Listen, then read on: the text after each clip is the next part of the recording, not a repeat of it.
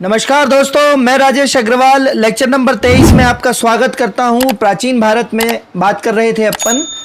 पिछला लेक्चर जो था वो वैदिक साहित्य भाग दो की बात करी थी। आज अपने को उत्तर वैदिक काल की बात करना है, 600 से 1000 से 600 बीसी।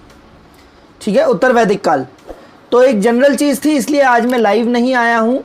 ठीक है, जहाँ ऋग्वैदिक आर्य जो थे वो भारत के पश्चिमतम क्षेत्र में रहते थे, वहीं उत्तर वैदिक आर्य जो है वो पूर्वी भारत की ओर बढ़ते हुए गंगा यमुना दोआब के क्षेत्र में प्रवेश कर गए। और पूर्व की ओर बढ़ते बढ़ते लोहे के प्रयोग का ज्ञान भी हो गया था उनको, खेती भी अच्छी करने लगे थे, वो उत्पादन बढ़ा, अतिशेष अनाज हुआ, सरप्लस अनाज हुआ, जिसके कारण स्थायित्व आया और ठहराव आया। और जीवन में स्थायित्व के कारण क्या हुआ, समाज, धर्म, राजनीति सभी में बड़े परिवर्तन आए।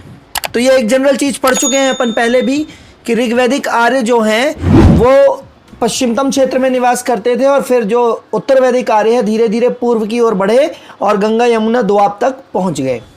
ठीक है, अब और आगे बात करते हैं शेष तीनों वेदों ब्राह्मण ग्रंथ। शेष तीनों वेदों कौन कौन से? यजुर्वेद, सामवेद और अथर्ववेद, ऋग्वेद छोड़ करके।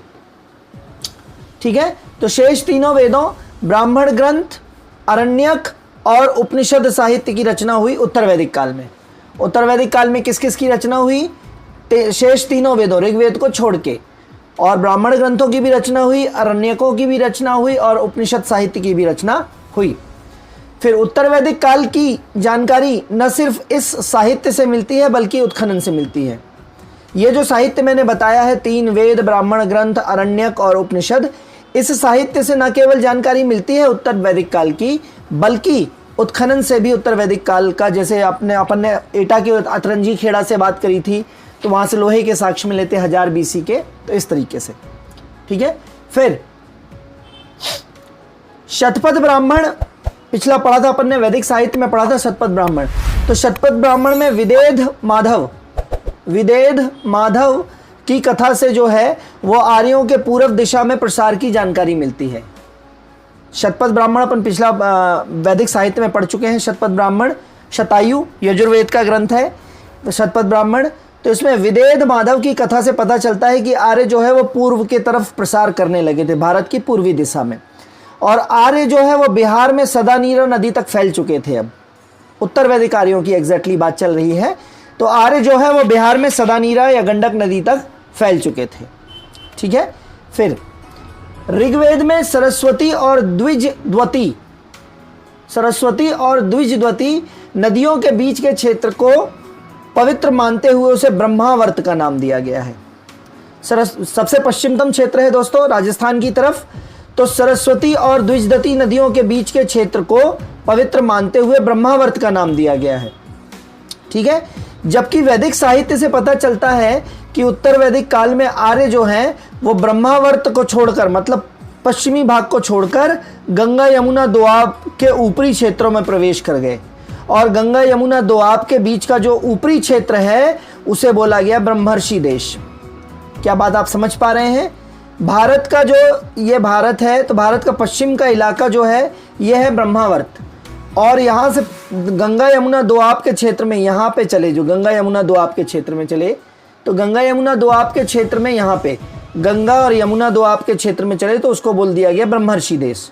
और ये दिल्ली के आसपास कुरुक्षेत्र वाला इलाका है पूरा। ठीक है, तो 2 हो गए जी। सबसे पश्चिम में हो गए ब्रह्मावर्त, और पश्चिम से पूर्व की तरफ आने पे जो गंगा यमुना का दोआब क्षेत्र का ऊपरी क्षेत्र जो है उसको बोला गया है ब्रह्मर्षि देश। क्लियर है? यह दिल्ली के आसपास का कुरुक्षेत्र वाला इलाका था। तो उत्तर वैदिक आर्य कहाँ पे आ गए? ब्रह्मर्षि देश पे आ गए।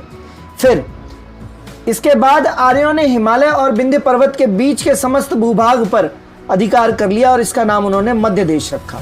अब ऊपर से नीचे तक देख लीजिए, हिमालय से लेके और विंध्य पर्वत श्रेणी तक आर्यों ने अधिकार कर लिया, और उन्होंने इसका नाम क्या रख दिया दोस्तों? मध्य देश।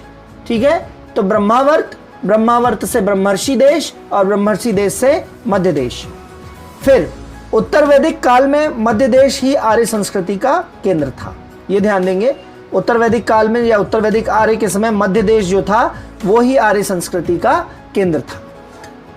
विंध्य पर्वत आर्यों की दक्षिणी सीमा थी, है ना। विंध्य पर्वत जो है, ये वाला विंध्य पर्वत जो दिख रहा है दोस्तों, ये आर्यों की दक्षिणी सीमा है, हिमालय से लेके विंध्य पर्वत तक, हिमालय से लेके विंध्य पर्वत तक। और यहाँ पे ऋग्वैदिक आर्य यहाँ पे रहते थे, सरस्वती और द्विजद्वती नदियों के बीच। तो इसको क्या बोला गया था? ब्रह्मावर्त, है ना दोस्तों। पिछले पेज में मैंने बताया है आपको, उसको बोला गया ब्रह्मावर्त।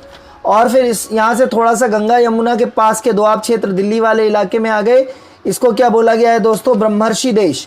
और फिर हिमालय से लेके विंध्याचल के बीच के क्षेत्र को क्या बोला गया? मध्य देश। ठीक है, तो ये ध्यान रखेंगे। सदानीरा के पूर्व में, ये सदानीरा नदी बनाई है मैंने, सदानीरा, ठीक है, सदानीरा। तो सदानीरा नदी के पूर्व में स्थित अंग, इसके पूर्व में यहाँ था अंग और मगध। ये भी आर्य संस्कृति के अभी भी बाहर थे दोस्तों, उत्तर वैदिक आर्यों की संस्कृति के भी बाहर थे अंग और मगध। ये महाजनपदों में उदय होंगे, ठीक है। और अथर्ववेद में इन्हें सुदूरवर्ती क्षेत्र कहा गया है। मैं बता चुका हूँ पहले आपको, पहले के लेक्चर्स नहीं पढ़े हैं तो जाके पढ़िए और उनको लाइक, सब्सक्राइब और शेयर करिए दोस्तों। आप बहुत सपोर्ट कर रहे हैं, ऐसे ही सपोर्ट करते रहिए, आपको भी बहुत फ़ायदा होने वाला है, ठीक है। तो अथर्ववेद में जो अंग और मगध वाला क्षेत्र है उसको सुदूरवर्ती क्षेत्र कहा गया है। और इस सुदूरवर्ती क्षेत्र के लोगों को है ना, ब्राह्व्य, मृगवाच और अदेवयु, व्रात्य, मृगवाच और अदेवयु। अदेवयु का मतलब है जो वैदिक देवताओं में आस्था नहीं रखते हैं। अदेवयु का मतलब क्या है दोस्तों? जो वैदिक देवताओं में आस्था नहीं रखते हैं। व्रात्य का मतलब है जो वैदिक व्रतों का पालन नहीं करते हैं। सुदूरवर्ती देशों में रहने वाले लोगों की बात चल रही है जो कि आर्यों से बाहर थे, तो वो अधेवयु थे, अर्थात वैदिक देवताओं में आस्था नहीं रखते थे, तो वो आर्य नहीं है। व्रात्य वैदिक व्रतों का पालन नहीं करते थे। और मृगवाच, मृगवाच मतलब जो प्राकृत भाषा बोलते थे। तो ये कौन बोल रहे हैं? ये उत्तर भारत, उत्तर वैदिक काल के आर्य बोल रहे हैं। और उत्तर वैदिक काल के आर्य किसके लिए बोल रहे हैं? सुदूरवर्ती क्षेत्र अर्थात अंग और मगध में रहने वाले निवासियों को बोल रहे हैं, जो गंगा के उस पार थे, सदानीरा के उस पार थे, ठीक है। फिर शतपथ ब्राह्मण में सदानीरा के अलावा रेवा नदी का भी उल्लेख मिलता है। रेवा मतलब नर्मदा, अर्थात विंध्याचल तक आ चुके थे वो लोग। तो शतपथ ब्राह्मण में सदानीरा, यहाँ पे पूर्व में सदानीरा और दक्षिण में यहाँ पे विंध्याचल के नीचे कौन सी नदी आ जाएगी? नर्मदा या रेवा, ठीक है। तो सदानीरा नदी और रेवा का भी उल्लेख मिलता है। सदानीरा बनाएगी पूर्वी सीमा और रेवा बनाएगी दक्षिणी सीमा, ठीक है। बाद के काल में जब आर्यों ने बिहार और बंगाल समेत, बिहार भी जीत लिया, मतलब अंग और मगध भी जीत लिया, ये भी जीत लिया, ये वाला क्षेत्र भी जीत लिया, बिहार बंगाल वाला, और मगध वाला क्षेत्र भी जीत लिया जब बाद में बिहार यहाँ पे बाद के काल में जब आर्यों ने बिहार और बंगाल क्षेत्र समेत पूरे उत्तर भारत पर अधिकार कर लिया, तो उसका नाम उन्होंने क्या रख दिया? आर्यावर्त। मतलब आप समझ रहे हैं, सबसे पश्चिम में सरस्वती नदी के पास वाला इलाका, द्विजद्वती नदी के पास वाला इलाका ब्रह्मावर्त, और सरस्वती नदी से गंगा यमुना दोआब दिल्ली वाले क्षेत्र में आ गए, ऊपरी क्षेत्र में, तो ब्रह्मर्षि देश। फिर हिमालय से लेके और विंध्याचल तक आ गए तो मध्य देश, और फिर बंगाल, बिहार और पूरा उत्तर भारत जीत लिया तो आर्यावर्त। तो इस तरीके से आर्यों का फैलाव हुआ। ब्रह्मावर्त में कौन थे? यहाँ पे थे सिर्फ ऋग्वैदिक आर्य, और इन तीनों में कौन थे दोस्तों? उत्तर वैदिक आर्य।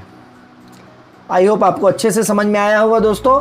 आज समय कम होने के कारण मैं लाइव नहीं आया हूँ, मैंने नोट्स से डायरेक्ट आपको पढ़ाया है। आशा है आपका क्रम ना टूटे, इसलिए ऐसा किया है दोस्तों। कल अपन बात करेंगे उत्तर वैदिक काल का आर्थिक जीवन, ठीक है। तब तक के लिए धन्यवाद, गुड बाय दोस्तों। अच्छे से पढ़ते रहिए, लेक्चर को लाइक, सब्सक्राइब और शेयर करिए। क्रम ना तोड़िए बिल्कुल, क्योंकि consistency is the key of success. किसी भी हालत में क्रम नहीं टूटना चाहिए। धन्यवाद दोस्तों, गुड बाय।